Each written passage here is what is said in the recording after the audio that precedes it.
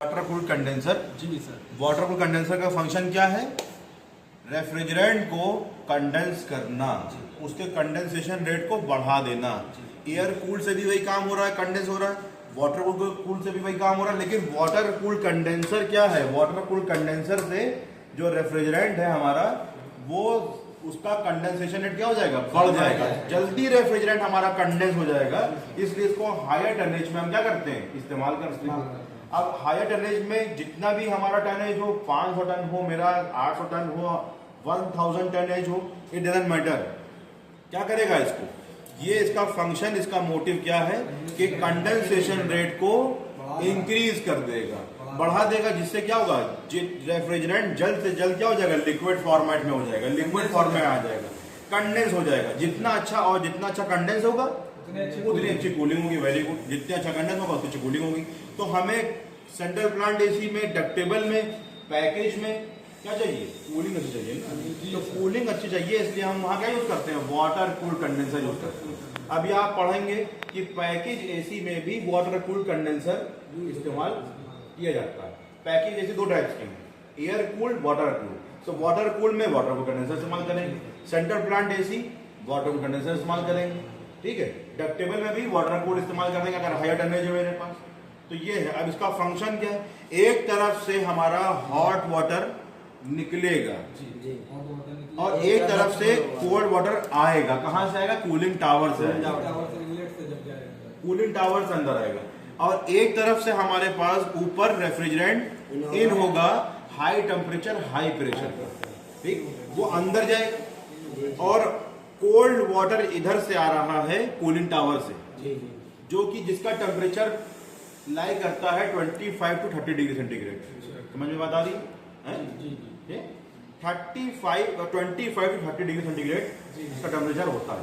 अब ये cooling tower से पानी अंदर आया, जो कि नॉर्मल वाटर है, कूल वाटर है, उसने हीट एक्सचेंज की इस हाई टेम्परेचर हाई प्रेशर के रेफ्रिजरेंट से, ठीक है।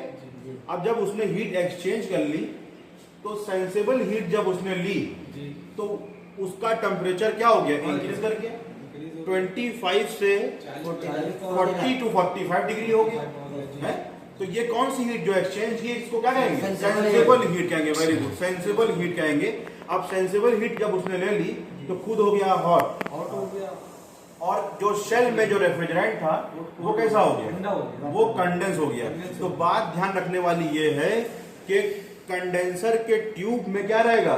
वाटर रहेगा। और कंडेंसर की जो ये शेल देख रहे हो, ये शेल, इसमें रेफ्रिजरेंट रहेगा। इसलिए याद करने का हमने एक तुम्हें फॉर्मूला बताया है, CTW, कंडेंसर के ट्यूब में वाटर। ये है इसका याद करने का एक ट्रिक, फॉर्मूला।